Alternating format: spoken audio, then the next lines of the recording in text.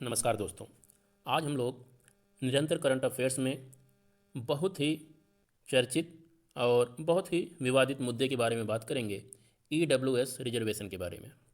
इससे पहले थोड़ा बहुत बेसिक चीज़ देख लेते हैं। आप लोगों को पता होना चाहिए इंदिरा साहनी केस के बारे में। इंदिरा साहनी केस 1992 का है और इसमें माननीय सुप्रीम कोर्ट ने ये निर्णय दिया था कि रिजर्वेशन किसी भी रूप में, चाहे वो नौकरी के रूप में हो या शिक्षण संस्थानों में प्रवेश से संबंधित हो, 50% से अधिक रिजर्वेशन नहीं दिया जा सकता।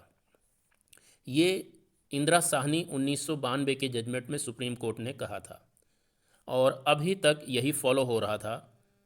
49.5% रिजर्वेशन, 50% रिजर्वेशन आप मान लीजिए, 50% रिजर्वेशन दिया जाता था। इससे ज़्यादा रिजर्वेशन नहीं मिल सकता था किसी भी वर्ग को, किसी भी तरह का। लेकिन भारतीय जनता पार्टी की केंद्रीय सरकार ने 2019 में एक बिल पास किया पार्लियामेंट में, जिसे हम 103वें संविधान संशोधन के रूप में जानते हैं। और इसके जरिए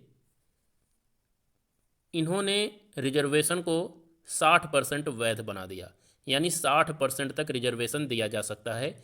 इस 103वें संविधान संशोधन 2019 में भारत की सरकार ने संविधान में संशोधन कर कर रिजर्वेशन की सीमा 60% कर दिया।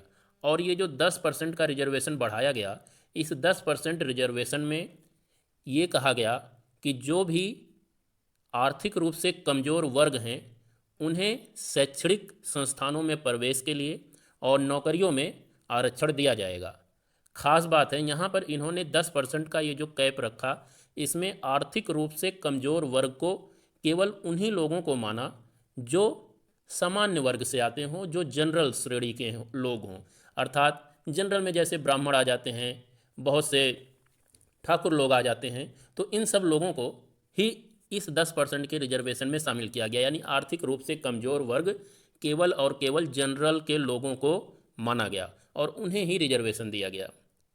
इसी के विरोध में बहुत से लोग थे जो सुप्रीम कोर्ट चले गए और उन्होंने कहा कि आर्थिक रूप से कमज़ोर वर्ग को अगर आप लोग आरक्षण दे रहे हैं तो आर्थिक रूप से कमज़ोर वर्ग केवल सामान्य वर्ग में ही नहीं है, ओबीसी में, एससी में, एसटी में और अल्पसंख्यक वर्ग के जो लोग हैं वो भी गरीब वर्ग में ही आते हैं, उन्हें भी इस 10% के आरक्षण में शामिल किया जाए।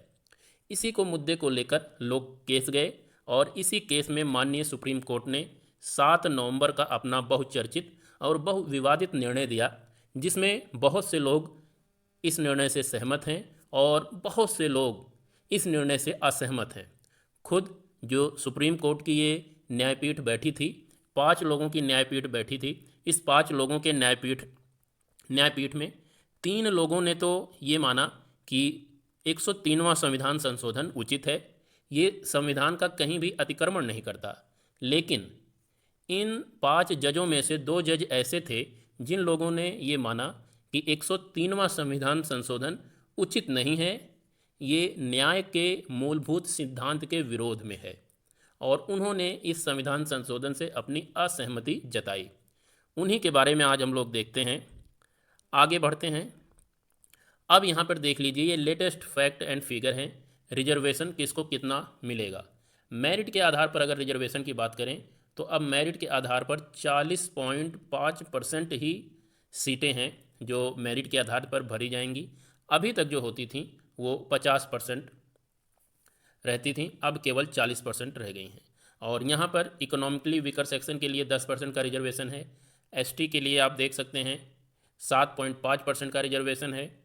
वहीं पे अगर आप बात करें शेड्यूल्ड कास्ट, जिसे एससी कहा जाता है, एससी के लिए रिजर्वेशन 15% यथावत है और अदर बैकवर्ड क्लास के लिए रिजर्वेशन 27% यथावत है। 10% का रिजर्वेशन बढ़ाया गया है और वही 10% रिजर्वेशन ईडब्ल्यूएस के लिए है।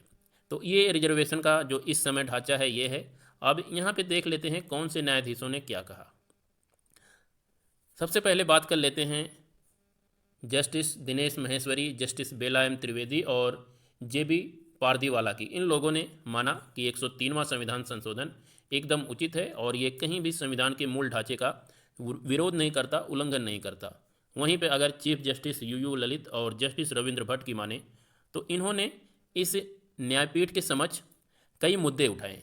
इन लोगों ने कहा कि आरक्षण देना कोई बुरी बात नहीं है, गलत बात नहीं है, लेकिन संविधान सामाजिक न्याय के साथ छेड़छाड़ की अनुमति नहीं देता है।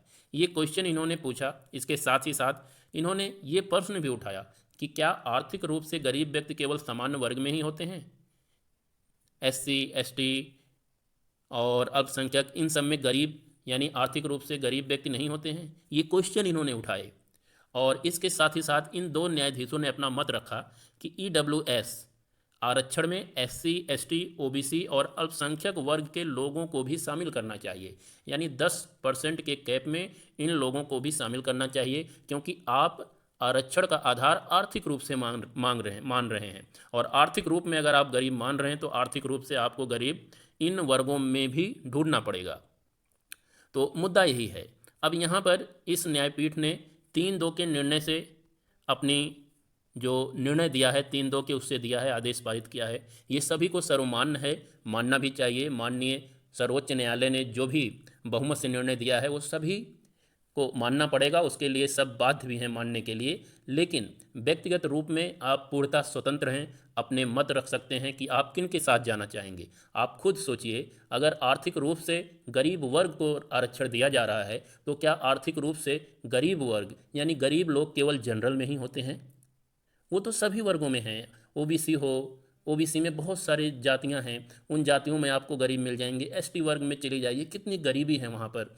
एससी में चले जाइए, वो भी गरीब हैं। तो अगर आप गरीबी को, आर्थिक मुद्दों को आरक्षण का एक आधार मान रहे हैं तो इन लोगों को भी उसमें शामिल होना चाहिए या नहीं होना चाहिए, ये आपको निर्णय लेना है, आपको सोचना है। इस मुद्दे को लेके लोग ज़रूर सुप्रीम कोर्ट जाएंगे और ये मुद्दा अभी और तूल पकड़ेगा। तो आप अपना मत क्या रख सकते हैं, आपका मत क्या है, ये आप पर टोटली डिपेंड करता है। इसमें कोई भी जात पात की कोई बात नहीं है, सामाजिक न्याय की बात है और उसके साथ सभी को खड़े रहना होगा। और गांधी जी की यहाँ पे एक उक्ति मुझे काफ़ी ध्यान आती है। ये गांधी जी का मानना था कि बहुमत के आधार पर लिया गया निर्णय ये जरूरी नहीं है कि हमेशा सही ही हो। इन्हीं कथनों के साथ बाकी सब चीज़ें मैं आप पर छोड़े जा रहा हूँ। आज के लिए इतना ही। नमस्कार।